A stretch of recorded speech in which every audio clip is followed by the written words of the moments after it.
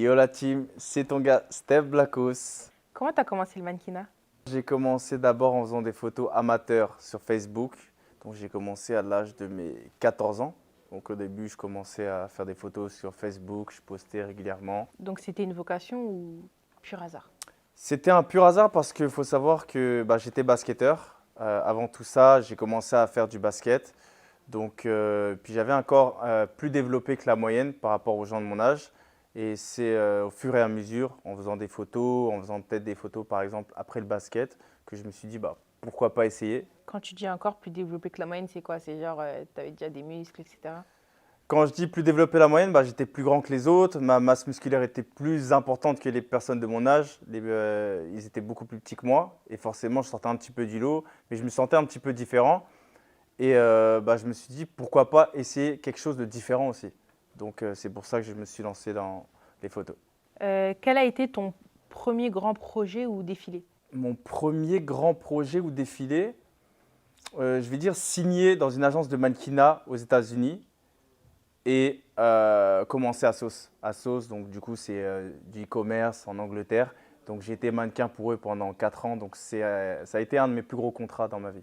Et quel shooting ou collaboration t'a le plus marqué et pourquoi? Je vais dire c'était la campagne Mercedes en Allemagne parce que j'étais vraiment le main character, genre j'étais le personnage principal de la campagne et il y avait beaucoup de personnes qui étaient derrière moi. Il y avait des danseuses, il y avait beaucoup de membres professionnels comme des caméramans. Je crois qu'il y avait peut-être 7 caméras, 7 caméramans qui étaient là. Il y avait aussi toute une équipe de production derrière. Franchement, il y avait pas mal de monde et c'était vraiment impressionnant. Quels sont les plus grands défis du mannequinat selon toi? Faut savoir que dans le métier de mannequin, c'est du challenge, c'est une compétition tous les jours. Il faut que tu sois au top tous les jours. Tu ne peux pas te permettre de prendre du poids, tu ne peux pas te permettre d'en perdre. Tu dois tout le temps rendre des comptes. Personnellement, quand j'avais à Sauce, tous les mois de décembre de chaque année, d'après mes souvenirs, il y avait la pesée et tu devais te mettre en sous-vêtements devant la caméra et on te prenait de face, de profil, de dos. Donc, tu ne pouvais pas te permettre de prendre du poids. Si tu prenais du poids, il y a d'autres personnes qui attendent derrière, qui veulent aussi tenter leur chance. Donc, je vais dire se maintenir physiquement, c'est un challenge. Tu as une routine spéciale pour rester en forme et prendre soin de toi, ton image, etc.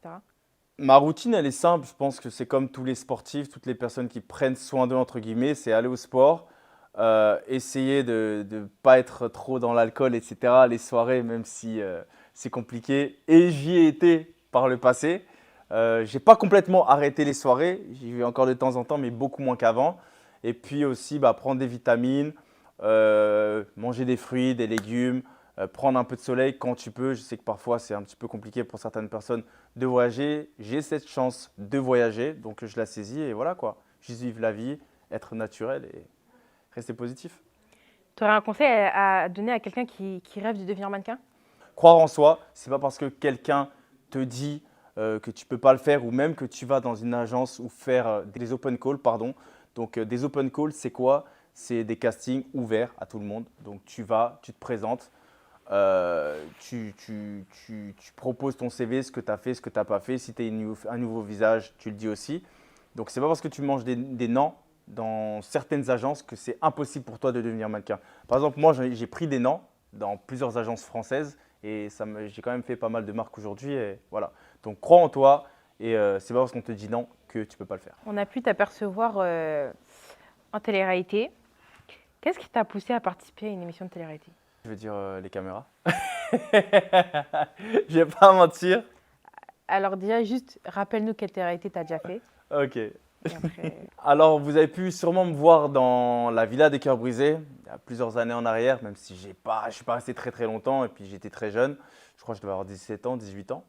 Vous avez pu me voir aussi dans Love Island France il y a 2 ans, dans Love Island Games aussi la même année et cette année dans Love Island Australie. Donc ça en fait 4 à mon actif. Je ne vais pas dire que j'en suis fier. Bon, ça n'a pas marché. Je suis là, célibataire encore au jour d'aujourd'hui. Mais voilà, vous avez pu me voir dans ces émissions. Alors, ce qui m'a poussé à participer à ces émissions de télé-réalité, c'est que c'est vrai que j'aime les caméras. On va pas se mentir. Et le fait d'être célibataire et vouloir explorer et essayer de nouvelles expériences, je pense que la télé-réalité en France, On peut dire c'est vu vraiment péjorativement et je ne pense pas que ça doit l'être. Par exemple, j'ai fait des émissions de télé-réalité américaines, étrangères et ça n'a pas été péjoratif et ça n'a pas impacté ma carrière. Donc pour moi, c'est totalement faux et c'est pour ça aussi que j'ai accepté de faire ces émissions de télé-réalité à l'étranger. Comment tu l'as vécu? Comment tu as vécu cette expérience? Est-ce que c'était comme tu l'imaginais, en gros? Honnêtement, la télé-réalité, c'est soit c'est fait pour toi, ça l'est pas. Moi, je suis quelqu'un d'extraverti, quelqu'un de très très ouvert. Donc franchement, j'ai vécu ça très très bien. Je me suis fait des amis, j'ai rencontré de nouvelles personnes, j'ai fait la découverte de nouvelles cultures à l'étranger. Et tu apprends en fait, tu apprends et tu vis le moment et c'est tout. En tout cas, moi, j'ai passé une très très bonne expérience. Et si c'était à refaire, je le referais. Et voilà. T'as préféré quelle saison de Love Island auquel tu as participé? J'ai beaucoup aimé Love Island Games. Donc Love Island Games, c'était une émission de dating show. C'est une émission où tu dois être en binôme. Si tu veux gagner cette émission, tu ne dois pas forcément être en couple, mais tu dois avoir un binôme. Donc j'ai beaucoup apprécié ça, mais j'ai fait pas très très longtemps dans celle-ci non plus. Donc je vais plutôt partir sur Love Island Australie, saison 6. Donc là, j'ai vraiment fait tout le programme. J'ai kiffé, je me suis fait un meilleur ami. Et même au jour d'aujourd'hui, on s'appelle encore, on est parti en voyage ensemble, on kiffe. Et je dirais Love Island, Australie, saison 6. Et avec quel candidat tu es resté en contact après l'émission? Alors, avec quel candidat je suis resté en contact? Dans Love Island France, je suis resté en contact avec Issam et Valentin. Et un petit peu Perle, on se parlait un petit peu Perle, en toute amitié. Il n'y a pas de trucs bizarres, je vais pas venir. Donc, en toute amitié, voilà. Dans Love Island Game, je suis resté en contact avec Imani, je suis resté en contact avec Ray. Je suis resté en contact avec Johnny et Mike et Carrington aussi. Et aussi, je pense que j'ai fait le tour, Toby. Voilà. Dans Love Island Australie, je suis resté en contact avec Mercedes et un petit peu Nico. Les autres membres du casting, on ne se parle pas trop, on s'est un peu perdu de vue, mais la personne qui est devenue mon meilleur ami encore aujourd'hui, c'est Mercedes. Big shout out to Mercedes. Et si tu pouvais refaire une télé-réalité, laquelle tu choisirais? Si je devais refaire une télé-réalité aujourd'hui, celle que je referais, même si c'est celle que j'ai préférée le plus, c'est Love Island, ça ne serait pas Love Island Australie, ça serait Love Island Games parce que c'est une émission qui me plaisait vraiment et j'ai rencontré vraiment des bonnes personnes, mais j'aurais aimé approfondir la relation que j'ai eue avec eux dans cette émission car je n'ai pas eu cette opportunité, donc je vais dire Love Island Games. À part des Love Island, tu dois faire une télé-réalité style Moundir, Les Apprentis Aventuriers.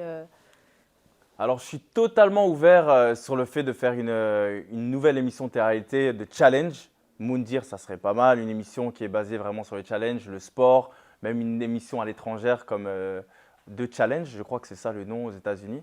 Donc, ouais, franchement, je voudrais vraiment faire autre chose que des dating shows parce que c'est vrai que j'en ai fait quand même 4 et il faudrait se calmer, il faudrait quand même faire autre chose.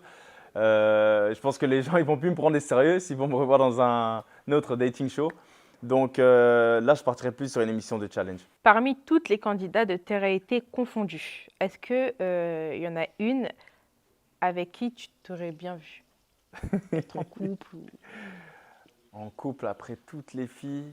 En fait, ça aurait pu marcher avec Mimi. En fait, ça aurait pu marcher avec Mimi. Mimi, c'est une candidate de Love Island Australie. Ça aurait pu marcher avec elle, mais le fait qu'elle ait craché derrière mon dos et qu'elle ait montré une autre face d'elle, que j'avais un petit peu des doutes dans cette émission, une face d'elle un petit peu vicieuse, manipulatrice, ça ne l'a pas fait. Mais ça aurait pu le faire avec Mimi si elle était restée droite et si elle avait été sincère avec moi. En tant que mannequin, tu voyages beaucoup. Quel pays t'a le plus marqué? L'Australie. L'Australie, ça m'a vraiment marqué. Vraiment en termes de lifestyle, en termes même de population, comment les gens ils étaient avenants, le climat il était bon, l'architecture était bien.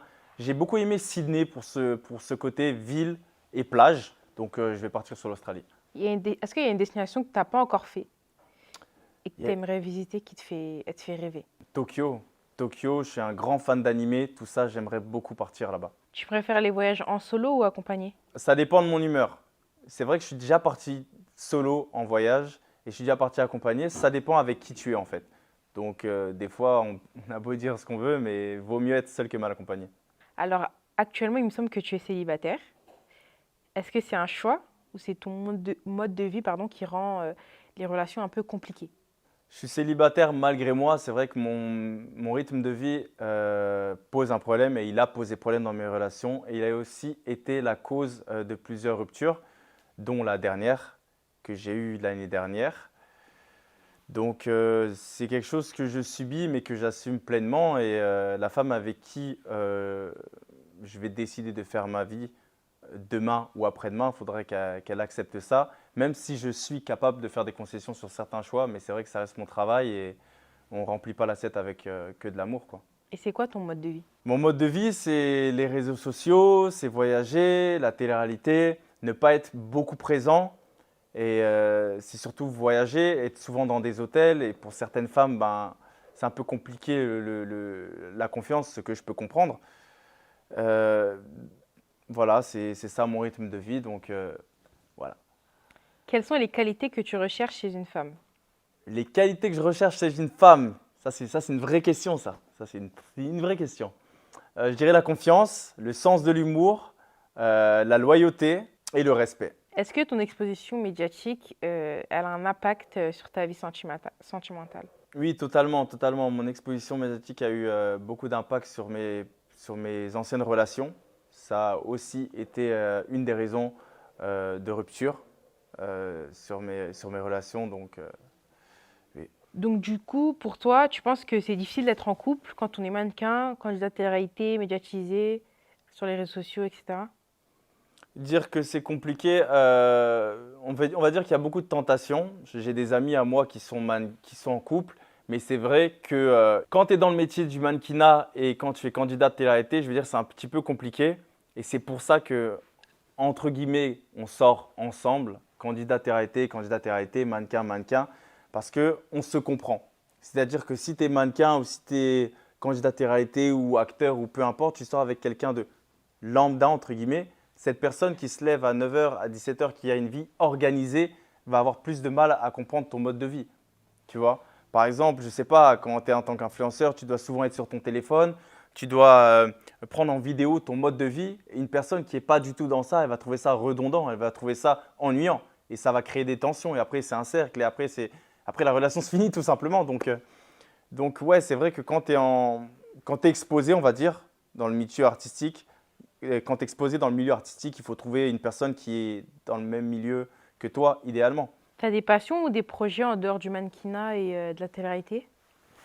J'ai des projets qui arrivent. Donc là, je suis devant vous. Là, YouTube, c'est un de mes projets qui me tenait à cœur. Vous avez été pas mal aussi nombreux sur les réseaux sociaux à me demander quand j'allais sortir, me lancer sur YouTube. Ben là, je suis là devant vous. Je lance ma petite carrière sur YouTube. J'ai des projets, bien sûr. J'ai ce projet aussi d'acteur qui est dans ma tête depuis enfant, depuis très petit. Et j'espère un jour l'accomplir. Je me donne les moyens, je travaille pour, physiquement comme mentalement.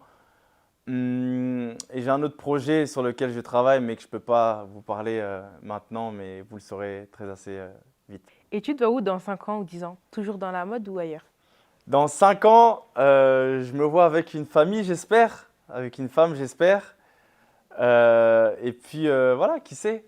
Acteur, producteur, en tout cas dans le domaine artistique. Je vais être dans le domaine artistique, je veux rester dans ce domaine-là. J'aime beaucoup l'exposition, j'aime aussi beaucoup le domaine photographique. J'aime aussi prendre des photos, donc peut-être derrière la caméra. Grandi dans un environnement artistique ou lié à la mode, etc. ou pas du tout? Alors moi, j'ai pas du tout grandi dans un environnement artistique. Mon père, il travaillait dans une usine de papier. Ma mère, elle était mère au foyer. Elle travaille aussi dans les hôpitaux. Donc j'ai vraiment grandi dans une famille simple qui était tout mon opposé. Moi, c'est vrai que moi, j'aime les caméras, j'aime l'exposition, j'aime être vu. Je suis pas timide, je suis quelqu'un d'extraverti, mais j'ai une famille un petit peu timide, qui est dans son coin, qui fait sa petite vie. Comme ça, c'est vrai que je sors un peu du lot et même ma mère me demande, mais tu sors d'où toi? Mais voilà, c'est moi et voilà. Tu peux nous parler un peu de tes origines? Alors moi, je suis français camerounais. Et je tape les gens pour vivre. Je tape les gens pour vivre. Comment ta famille elle a réagi à ton choix de devenir mannequin? Alors, mon choix de devenir mannequin, mon père, il a dit… mon père, non, il n'était pas pour. Mon père, il me dit, c'est quoi ce taf? Il m'a dit, c'est pas un taf. Ma mère, elle me disait, bah, crois en tes rêves, mais il faut trouver un métier sûr. Il faut avoir un plan B. Et je dis, oh mais maman, j'ai 14-15 ans, quel plan B tu me parles? J'ai déjà un plan, c'est déjà bien. Donc, laisse-moi me concentrer dans ça. Et puis, au fur et à mesure, les années qui passent, elle a vu que ça marchait. Et puis voilà, quand je ramenais un petit peu d'argent et que je lui faisais des cadeaux, elle laissait quoi. Tout à l'heure, tu nous as dit que par rapport à ton mode de vie, c'était compliqué d'avoir une relation amoureuse. Mais du coup, ça se passe comment avec ta famille? Tu arrives à rester proche d'eux ou avec tes nombreux déplacements, c'est un peu compliqué de les voir, etc. Ouais, bah, récemment, c'est un peu compliqué de les voir. Ma famille, c'est vrai qu'au début, je les voyais pas mal, mais plus le temps y passe, plus je suis amené à partir plus loin, plus bah, j'ai d'opportunités. Malheureusement, on se voit un peu moins, mais je les aime quand même. Ils sont quand même dans mon cœur. Je pense quand même à eux, je pense quand même à eux, même si je suis pas là. Je les appelle souvent, on s'écrit souvent. Donc ouais, c'est un peu compliqué. Tu es bilingue, tu parles anglais? Je parle anglais. Où est-ce que tu as appris à parler anglais? Parce que c'est fluide. Je parle anglais depuis. J'ai appris tout seul. C'est vrai qu'à l'école, l'anglais, j'étais pas vraiment fort. On se moquait beaucoup de moi aussi en anglais à l'école parce que bah, mon niveau n'était pas vraiment fou. J'ai appris tout seul avec Netflix, les sous-titres. J'aime beaucoup aussi les femmes étrangères. Donc forcément, si tu veux communiquer, il va falloir trouver une solution. Donc c'est vrai que je me rappelle, j'avais une première ex qui était allemande. Il faut savoir que les Allemands, ils apprennent à parler anglais dès le plus jeune âge. Donc ils ont un niveau meilleur que nous les Français. Donc du coup, elle m'a appris aussi à parler anglais. Donc j'étais vraiment très reconnaissant de ça. Ensuite, j'ai continué à apprendre avec des livres, avec la musique, etc. Et puis en espace de 3-4 ans, j'ai eu un très très bon niveau. Donc voilà. Tu viens d'où? T'habites où en fait? J'habite à Strasbourg, dans le 67, la ville de Noël. T'as déjà vécu hors France ou pas? J'ai vécu entre la France et le Royaume-Uni, donc plus précisément à Londres pendant 4 ou 5 ans, il me semble. Ah, ça a renforcé aussi ton anglais. Donc voilà, par rapport à ce voyage, par rapport au fait que j'ai vécu entre l'Angleterre et la France, ça a aussi été un facteur qui a fait que j'ai pu renforcer mon niveau d'anglais. Est-ce que tu as des traditions familiales ou culturelles que tu essaies de préserver malgré ta carrière? Noël. Noël, pour moi, dans ma famille, c'est une fête très très importante où on doit être ensemble, on doit s'arranger, même si je suis loin, même si je suis je ne sais pas où. Je dois m'arranger pour être soit avec mon père, soit avec ma mère, soit avec tout le monde. Mais il faut qu'on soit ensemble et je respecte cette tradition. Ok, j'ai une dernière question pour toi. C'est un dilemme. Si tu devais choisir entre continuer dans le mannequinat, la télé-réalité ou du coup YouTube maintenant, que ferais-tu? Ah, c'est une question de fou là, je suis même pas encore implanté dans le business. Euh, Continuer dans le mannequinat, latéralité ou YouTube. Le mannequinat, c'est bien, j'aime bien, mais j'aime bien quand il y a des campagnes, quand il y a des choses différentes. Après YouTube, je suis très excité de recommencer sur cette plateforme. Donc, si ça marche, pourquoi pas continuer YouTube à fond, hein. Et abandonner le mannequinat et la télé-réalité? Aïe, aïe, aïe, aïe, Ah, aïe, c'est ça la aïe, question. aïe, aïe, aïe. Je suis obligé de répondre à ça. Obligé. Je suis obligé de répondre à ça. Obligé. Fuck des shit. C'est vrai que le mannequinat, ça fait longtemps quand même que je fais ça. Ça fait 8 ans. Si YouTube ça marche, hein, en vrai, fuck, hein. Let's go YouTube, hein. Yo les gars, c'était Steph Blackos. Follow moi sur YouTube, follow moi sur Insta, Snapchat, partout. On est ensemble. Let's get it, come on.